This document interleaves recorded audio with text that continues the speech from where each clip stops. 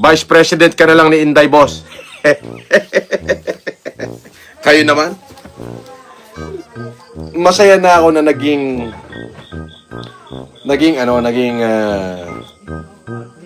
gumawa na tayo ng kasaysayan eh. Ayos na yun.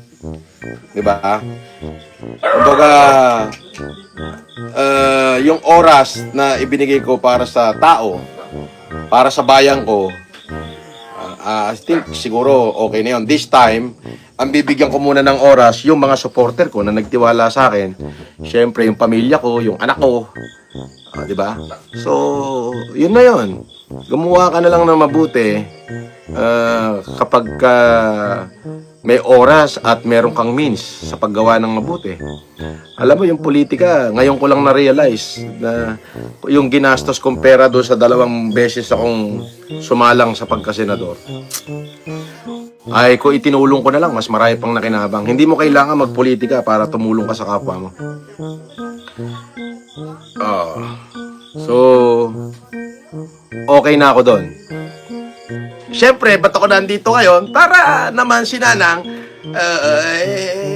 inire-review nung kanyang abogado yung mga live nung mga vlogger na binastos siya.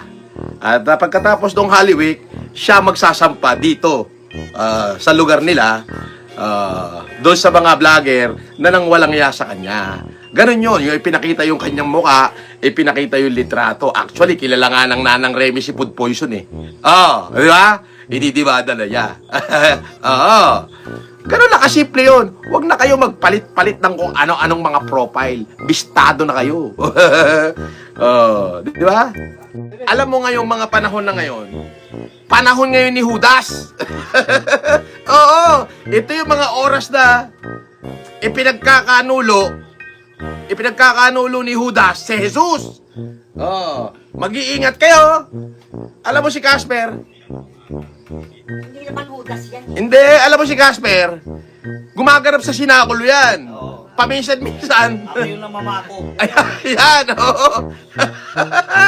Pamamako kayo, ako na magpapako. Ayan, pakipollow nyo, Manang Casper TV. Vlog TV, binaligtad niya. Okay? Yeah, si Manang Casper. Konti na lang pala, Casper. Mag-monetize na to. Happy holiday sa inyo. Happy holiday. Hindi, panahon ni Judas, kaya mga oras na to, pare. Ganun ba? 572. 600. Mamonetize na natin to. Ayan, Manang Casper TV.